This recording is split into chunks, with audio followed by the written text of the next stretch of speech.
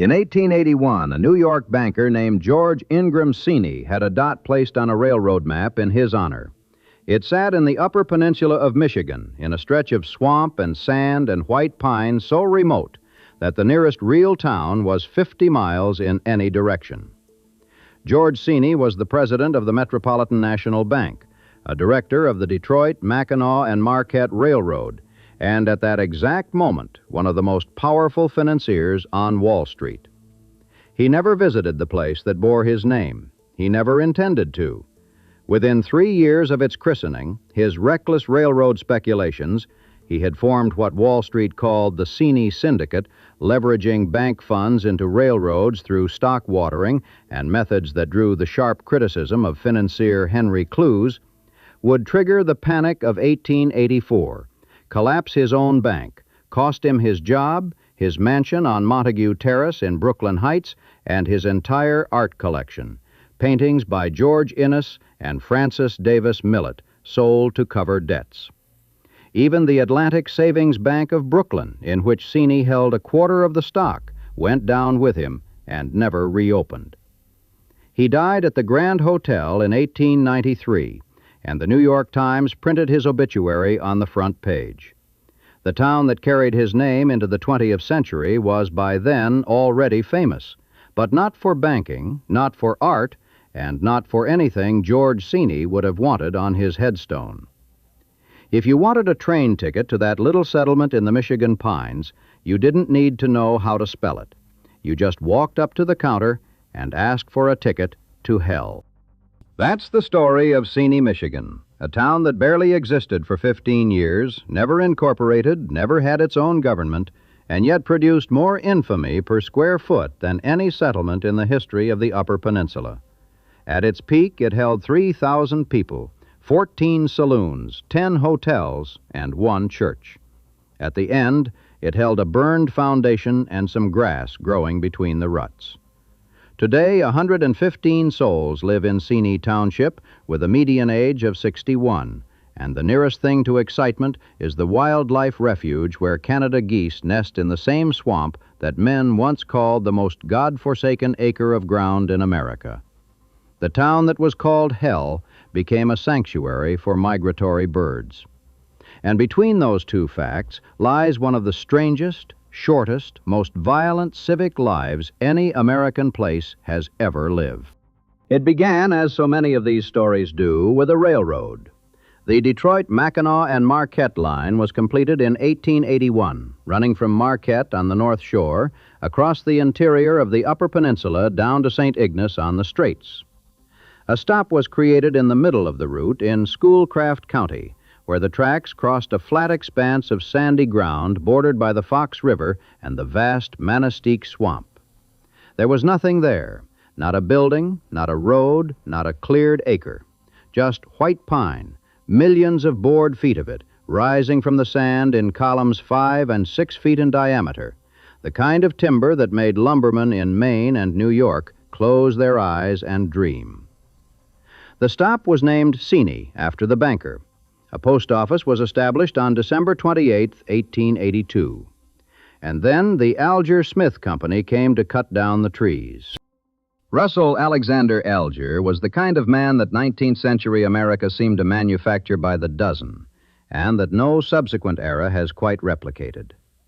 Orphaned at 12 in rural Ohio, he worked a farm to support a younger brother and sister, studied law, passed the bar, moved to Grand Rapids, got into the lumber business, and then enlisted in the Union Army when the Civil War broke out. He fought in 66 engagements, rode with Custer's cavalry at Gettysburg, and came out the other side a brevet major general. Back in Detroit after the war, he built Alger Smith and Company into one of the largest pine lumber operations in Michigan, with timberlands exceeding 100 square miles and an annual output of 75 million board feet. He would be elected governor of Michigan in 1884. He would later serve as United States Secretary of War under President William McKinley. The company that bore his name would, in a few short years, strip the forests around Seney so thoroughly that the land would never fully recover. But in 1882, none of that mattered to a Canadian cook named Phil Grondin, who stepped off the train at Seney to take a job in one of Alger Smith's lumber camps. He remembered the place as a cluster of buildings along the railroad tracks, with mud and water in the wretched streets, and only one boarding house, run by a man named Carlson. Grondin was in his 20s, ambitious, and he understood something that would make him the closest thing Seney ever had to a founding father. Lumberjacks needed to eat, and after they ate, they needed to drink, and after they drank, they needed a place to fall down. Within 2 years, he had quit cooking and built his first hotel, then a retail store and a bar. They burned in 1891. Fire was the constant companion of every wooden town in the pines, and he rebuilt. They burned again years later, and he rebuilt again. Phil Grondin would spend the next 3 decades building and losing and rebuilding in Seney, a man whose entire fortune kept turning to ash. By 1890, the settlement had reached its peak. 6 major lumber companies had offices there. The Manistee Lumber Company, owned by Alger Smith, the Chicago Lumbering Company, Hall and Buell, and several others. The Manistee Railway ran south from Seney through the swamp, carrying logs to the mills in Manistee on Lake Michigan. The DSS&A main line ran east and west, connecting Seney to St. Ignace and Marquette. At the junction of those 2 railroads, in a stretch of sand and scrub that had been empty wilderness a decade earlier, 3,000 people now lived during logging season. Some accounts say the number could swell to 6,000 when the lumberjacks came in from the 15 or more camps scattered through the surrounding forest, wallets fat with their season's pay. The settled population, the merchants, the barkeeps, the blacksmiths, the women, numbered perhaps 300. Everyone else was passing through, and they wanted what men passing through have always wanted. What they found was a town built for the purpose. When the county historian John I. Belair arrived in 1893 to work as a store clerk, he counted 10 hotels, 12 saloons, a drugstore, a jewelry store, a meat market, 2 barber shops, 2 blacksmith shops, 2 shoe shops, a wholesale liquor store, 4 general merchandise stores, 1 Catholic church, and 2 schools. He also noted the establishments that didn't appear in any business directory. 2 large hoodlums, as the locals called them, the Seney euphemism for bawdy houses, and numerous smaller ones. The railroad company owned the only hotel in town that did not serve liquor. It was called the White House, and it was where respectable passengers stopped for lunch while their train was serviced. Everyone else ate and drank at one of the other 9. To understand what Seney was, you have to understand the math. A lumberjack in the 1880s earned $1.75 a day. That was hard money, earned with a crosscut saw and a cant hook in temperatures that dropped to 30 below, working dawn to dark in camps where the beds were pine boughs and the food was salt pork and beans and coffee strong enough to strip paint. When these men came into town, young most of them and unattached and half mad from months in the woods, they had a full season's wages in their pockets and a narrow set of ambitions for spending them. Seney existed to help them spend. The saloons charged what the market would bear. The hotels charged by the hour as well as by the night. The gambling was open and unapologetic. The whole town operated as a machine for converting lumber wages into vice revenue, and it ran with brutal efficiency. The names alone could fill a novel. P.K. Small, they called him Snapjaw, was a lumberjack who would, for the price of a drink, bite the heads off live snakes, toads, frogs, and even geese. He ate live mice whole, chomping through the middle of the animal with the tail dangling from the side of his cheek. He earned the title the Ogre of Seney, and from everything the historical record tells us, he earned it legitimately.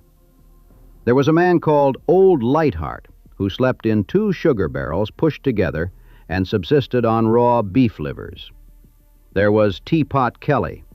There was Protestant Bob McGuire, whose name suggests a story that no surviving document bothers to explain. There was Frying Pan Mag, and Pump Handle Joe, and Stubfoot O'Donnell. There were Wild Huey Logan and Killer Shea, who fought each other in an epic brawl in which ears were bitten and eyes were gouged, and which ended, after what must have been an extraordinary length of time, in a draw. Few remember that fight now, but in the 1880s, in the saloons along Railroad Street, people talked about it the way other Americans talked about prize fights. Election days were the worst, or the best, depending on your angle. Liquor flowed freely, and drinks were exchanged for votes with a directness that would have appalled a reformer and delighted a ward boss. Lumberjacks gathered by the score in the saloons and the bawdy houses, debating candidates over beer and whiskey until the debates turned to fists.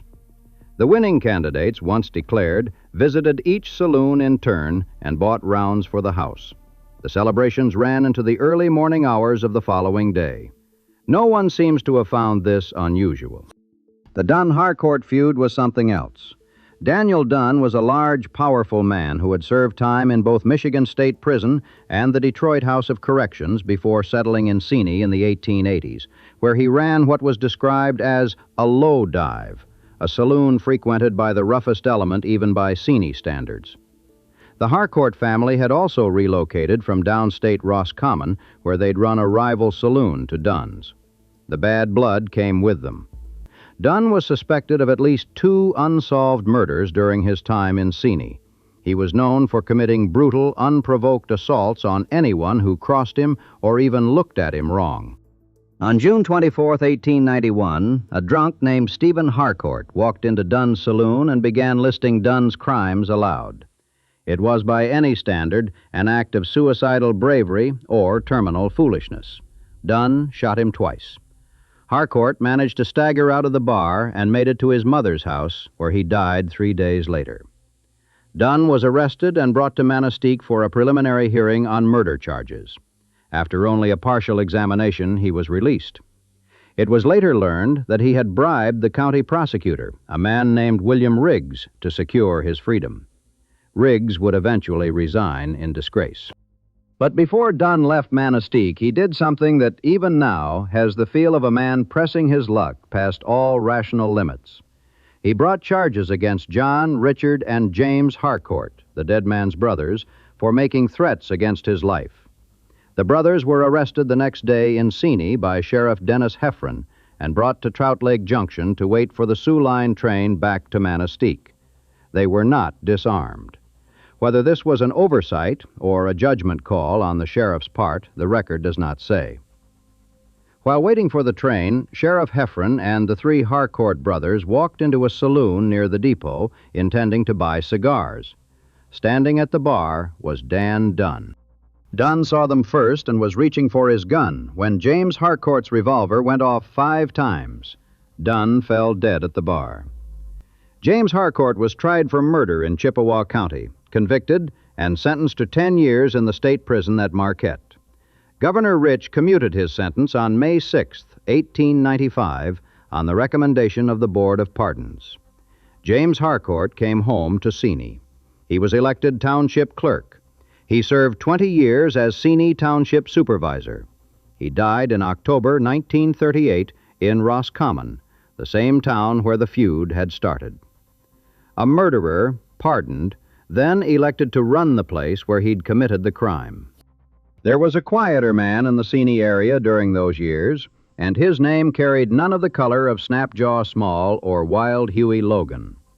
Leon Czolgosz was a Detroit-born son of Polish immigrants who found work on the section crew of the Manistee Railroad at Beaver Junction, about 10 miles south of Grand Marais. He was a loner. Nobody seems to have paid him much attention, which may have suited him. He left the area sometime in the 1890s. On September 6, 1901, at the Pan American Exposition in Buffalo, New York, he stepped to the front of a receiving line, concealed a pistol wrapped in a white handkerchief, and shot President William McKinley twice at point-blank range. McKinley died 8 days later. Czolgosz was executed in the electric chair at Auburn Prison on October 29th, just 53 days after the shooting. He was 28 years old. The president he killed, William McKinley, was the same president who had appointed Russell Alger, the man whose lumber company had built Seney, as his Secretary of War. Alger had already resigned that post by then, pushed out in 1899 over his disastrous management of the Spanish-American War. But the connection remains. The man who profited most from Seney's timber appointed the president who was killed by one of Seney's former railroad workers. The circles in this story never stop closing. In July of 1890, the same month that Seney reached what historians consider its peak, a 24-year-old physician named Frank P. Bone stepped off the train to begin his medical practice. He had graduated from the Medical College of Indiana just months earlier. He was replacing a friend who had moved on to Montana, which tells you something about the relative civilization of the two places. Bone later reported that he could have shortened his journey considerably if he had done what the Lumberjacks did and simply asked the ticket agent for a fare to hell, rather than specifying Seney by name. What Dr. Bone found was a town with 14 saloons, 7 of them combined with hotels, and a medical territory that stretched 50 miles in every direction, bounded by Lake Superior to the north and Lake Michigan to the south. He was the only physician. 3,000 people in logging season, rough work with axes and saws and heavy timber, and 1 doctor. The insurance rates in Seney were exorbitant, which surprised no one, given that everything was built of wood and every other building sold whiskey by the barrel. The fires were constant, sometimes buildings, sometimes forest. Everyone helped contain them, not because they were civic-minded, but because a fire left unchecked could take out the whole town in an hour. Bond stayed. He built a practice. He became a prominent citizen. And in the way that Seney's story keeps turning its own residents into improbable figures, Frank Bond eventually left medicine for banking and politics. He served as village president of nearby Newberry for 15 years, won a seat in the Michigan State Senate, and in 1927 was elected to the United States House of Representatives, where he served 3 terms. The young doctor who had arrived in hell became a congressman. He died in 1944 in Newberry, 50 miles from the town where he had started. Meanwhile, around 1894, Seney began to die. The mechanism was simple. The white pine ran out. The Alger Smith Company owned 300 million board feet of timber between Seney and Grand Marais, and when they finished cutting it, they extended the Manistee Railway 25 miles north to Grand Marais on the shore of Lake Superior, where the logs could be rafted and towed to mills on the lower lakes. The mill went with the railroad. Dr. Bone went with the mill. The saloons and the hotels followed the wages, and the wages followed the trees. The census told the story with the blunt finality of numbers. Seney Township, 1890, 774 people. 1900, 254. 1910, 126. The lumber companies didn't just take the trees. They left behind the tops and branches and cull wood, the misshapen trunks and the pieces too small to mill, scattered across thousands of acres of cutover land. When the inevitable forest fires swept through, they burned hot and deep, consuming the organic soil and killing the seeds that would have produced new growth. On much of the land around Seney, the scars from those fires remain visible to this day, more than a century later. But the deep piles of ash that the fires left behind turned out to be a perfect growing medium for 2 things: bracken ferns and blueberries. After the pine was gone, after the saloons were shuttered and the hotels were dark, after the lumberjacks had followed the vanishing forest north and west, and many of them simply disappeared into the wilderness, the train still came to Seney. It had found a new product to ship. Workers harvested the ferns, packed them into 100-pound bales, and loaded them onto freight cars bound for the flower shops and funeral parlors of the lower states. The blueberries went to canneries and regional markets. For a while, the fern trade kept Seney on the railroad shipping schedules, kept the depot staffed, kept at least a trickle of commerce flowing through a settlement that had lost its reason for existing. Berry pickers from Grand Marais camped on the high ground above the rivers during harvest season. but it was a fraction of what the lumber had produced. 100-pound bale of ferns was not 75 million board feet of white pine. The forests that had once generated thousands of paychecks now produced decorations for the dead. During Seney's heyday, a story had appeared in newspapers across the country that multiplied the town's reputation beyond anything the facts alone could support.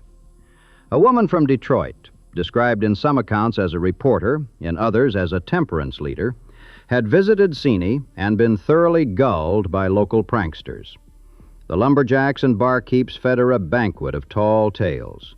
They told her that Seney was a center of white slavery, that men were shanghaied, brought in on boxcars, and forced into labor compounds surrounded by stockades and guard dogs, that the workers slept in shifts because the camps were so overcrowded. She published it all, and the story ran in every major newspaper in the Midwest and beyond. The truth was more ordinary and, in its own way, more interesting.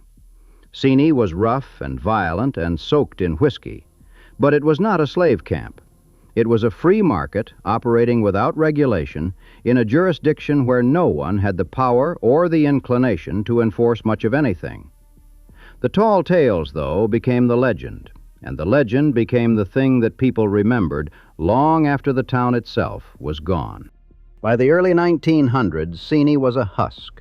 The railroad still passed through, but there was less and less reason to stop. A few families remained, the Grondins among them, rebuilding yet again. Phil Grondin's last hotel, the one he had constructed after his earlier buildings burned, stood on the north side of the tracks at the corner of what the town called Main Street East. It was a 3-story wooden structure with a bar on the first floor, rooms above, and on the third floor a space called the ram pasture, a local term for the floor where drunks were deposited to sleep off their binges. In the summer of 1918, the hotel caught fire for the final time. The story, passed down through local lore, was that a drunk had been carried upstairs to the third floor and placed either in a bed or on the floor. He fell asleep and set his mattress ablaze. The wood frame building went up in minutes. Phil Grondin watched his last hotel burn to the ground. He was by then an old man. He did not rebuild. And then in late August 1919, a 20-year-old from Illinois stepped off the train at the Seney Depot, favoring his right leg. Ernest Hemingway had been wounded by an Austrian mortar shell in Italy the year before, one of the first Americans injured in the Great War, and he still limped. He had come north with 2 friends, Jack Pentecost and Al Walker, on the last fishing trip of the summer, riding the Grand Rapids and Indiana Railroad to Mackinaw City, ferrying across the straits on the Chief Wawatam, and connecting to the DSS&A for the final leg through the swamp and cutover country of the eastern Upper Peninsula. The names of the stops along the way had a certain poetry of their own: Allenville, Moran, Ozark, Trout Lake, Hendrick. Hemingway had been hoping that some of the town's old wildness still clung to it. He was disappointed. He stepped across the railroad tracks onto the old main street and found what was left: some abandoned frame buildings, grass growing on the back streets, and the blackened foundation of the Grondin Hotel, burned just the summer before. There were no bawdy houses, no saloons, no fighting men with names like Snapjaw and Frying Pan. Just a young telegraph operator named Jack Reardon standing on the depot platform with a clipboard, sorting freight. Hemingway pointed at his pack and fishing gear. "That's mine," he said. He and his friends walked west along the tracks to the Fox River, crossed the steel railroad bridge, which still stands roughly where it stood then, and turned north, following the bed of an abandoned spur line alongside present-day M77, its tracks taken up the year before. They camped, fished, and spent a week in the country north of Seney. Hemingway later claimed they caught over 200 fish, though no photographs survived to confirm it. He never returned to the Upper Peninsula. But the memory of that week, the burned town, the river, the walk through cutover land into something wilder, stayed with him. 5 years later, in 1924, he wrote Big Two-Hearted River, one of the most celebrated short stories in the American Canyon. He set it in Seney. His narrator, Nick Adams, arrives at the train depot, sees the burned ruins of a town, and walks north to fish alone in the river. Hemingway told Gertrude Stein he had made the country up. I see it all, and part of it comes out the way it ought to.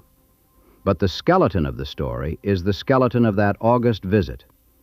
He never fished the actual Two-Hearted River, which is 45 miles northeast of Seney. He chose the name, he said, because Big Two-Hearted River is poetry. He also wrote a poem in 1922, sitting in a shabby room in Paris with his wife, that referred to his visit. He called it Along with Youth, and in it he placed a line that reads like an epitaph, not just for his own young manhood, but for the town itself. The year of the big storm, when the hotel burned down at Seney, Michigan.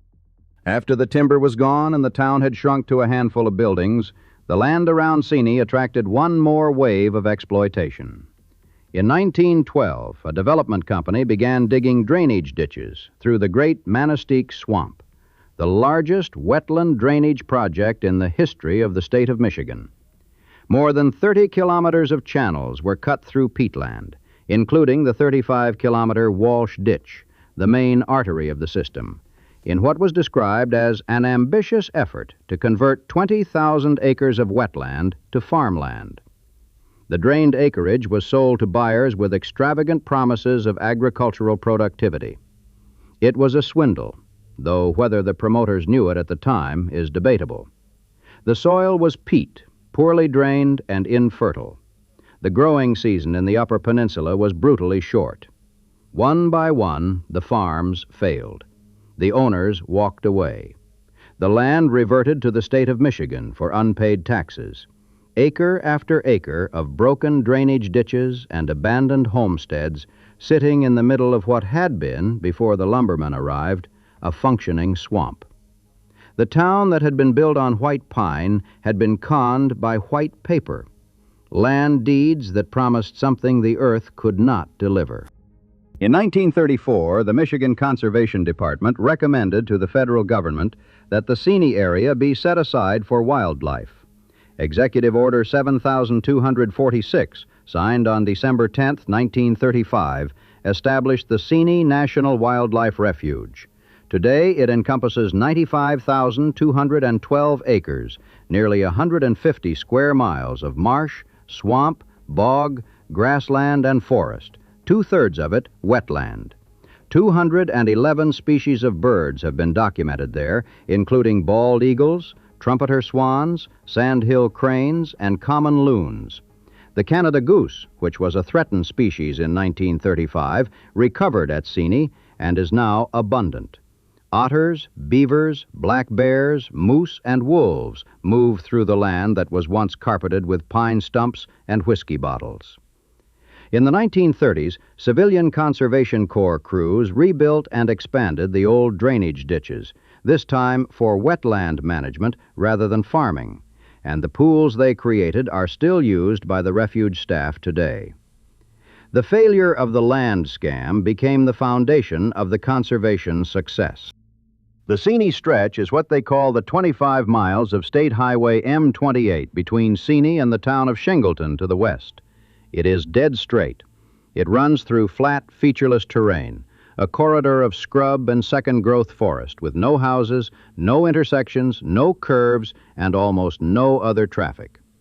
It has been called the most boring stretch of road in Michigan, and anyone who has driven it at 2 in the afternoon under a flat gray sky would not argue the point. Drivers cross it in a kind of trance, watching the dotted center line unreal into the distance. Along this road, and in the cut-over country on either side of it, lie the remains of defunct logging communities that once held the hardest-nosed men in the Upper Peninsula. The communities are gone. The road doesn't remember them. It just runs straight through land that has returned to something close to what it was before the railroad came. John I. Belair, the county historian who had arrived as a store clerk in 1893, stayed in Seney for more than a decade. He watched the town rise and fall. He ran a general store. He served as postmaster. The records he kept, inventories of businesses, lists of names, accounts of feuds and elections and fires, became some of the most important primary sources for understanding what the town had been. Lewis Ryman drew on them when he wrote Incredible Seney, the first complete story of Michigan's fabulous lumber town in 1953, 6 decades after the saloons had closed. By then, the people who had lived through the boom years were nearly all gone. Belair himself had kept faith with the place, staying long after the money and the noise had moved on, counting the town's assets in a ledger that grew shorter every year. There is a cemetery outside of Seney called Boot Hill. The name is borrowed from the frontier west, and it fits. The cemetery holds the remains of men who died on the losing end of drunken brawls, men who fell in the forests, men who simply vanished into the wilderness and were found later, or not found at all. The immigrant lumberjacks had followed the vanishing pine north, and many of them never came back. They lie in unmarked graves, or graves marked with wooden crosses that rotted decades ago, in ground that freezes hard 7 months of the year. No one visits most of them. The cemetery is still there, on a dirt road on the edge of a town that is barely a town anymore.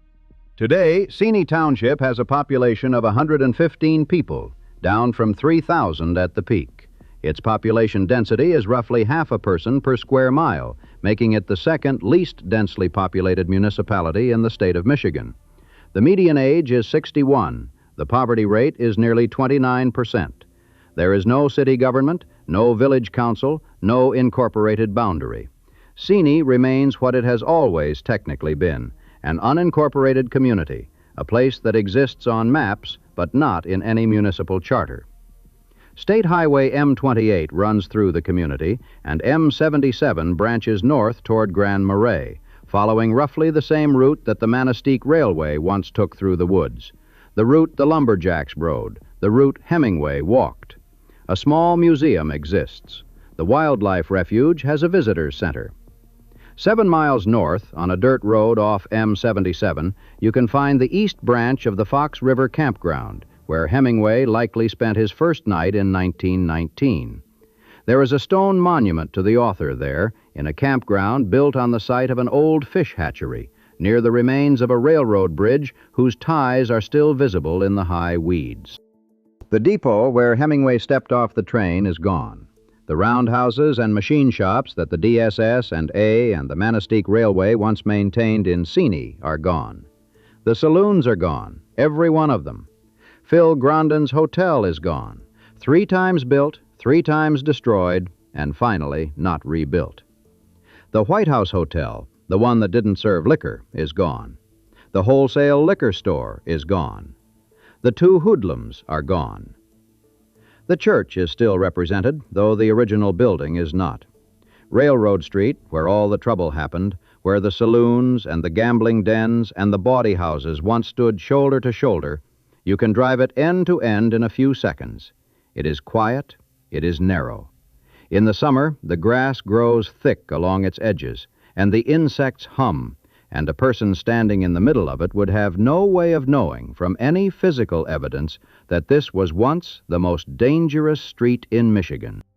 Somewhere underneath all of it, underneath the wildlife refuge and the straight highway and the sleepy modern hamlet, lies a town that existed entirely because of one species of tree, one set of railroad tracks, and the basic human appetite for work, wages, and whatever pleasures could be purchased with them. The white pine is gone. Most of the tracks are gone. The appetites went to the next town, and the next one after that, following the timber north and west until the timber itself gave out, and the entire industry moved to the Pacific Northwest and left Michigan to figure out what it was without its forests. Russell Alger died in 1907, a United States Senator from Michigan. George Ingraham Seney died in 1893, the ruined and then partially rehabilitated banker, still important enough for the front page. Phil Grondin lived and lost and rebuilt and lost again, and the last fire took his last hotel a year before Hemingway arrived to make it famous as a ruin. Dr. Frank Bone served 3 terms in Congress. James Harcourt killed a man in a saloon and came home to govern the township for 20 years. Leon Czolgosz worked the railroad section crew in silence, left, and shot a president. And P.K. Small, Snapjaw, the ogre of Seney, who ate live mice for whiskey, lies somewhere in Boot Hill, or somewhere in the swamp, or somewhere in the woods. No one is certain. The cemetery doesn't keep records the way Bel Air kept his store ledger. Some of the graves have names, most of them don't. The trees that brought the men who filled those graves have been gone for more than a century. In their place, across 95,000 acres of reclaimed swampland, sandhill cranes stand in shallow water and call to each other across the morning. And the sound carries for miles through air that no longer smells of sawdust and spilled whiskey, through a landscape that has no memory of what it cost to build a town called Hell, and no opinion about how quickly Hell can become a bird sanctuary. The steel railroad bridge at the edge of Seney, the one Hemingway described, where the Fox River runs narrow and fast beneath the tracks, is still there. It still looks roughly the way it looked in August of 1919, when a limping 20-year-old walked across it and turned north, away from what was left of the town, into country he would later insist he had invented. The river moves beneath it the way it always has, southeast toward Manistee, over the same stones, under the same sky. The bridge goes nowhere now. The tracks it carried are gone. But the bridge remains, the way certain structures do when everything around them has been consumed, not because anyone decided to preserve it, but because no one found a reason to tear it down.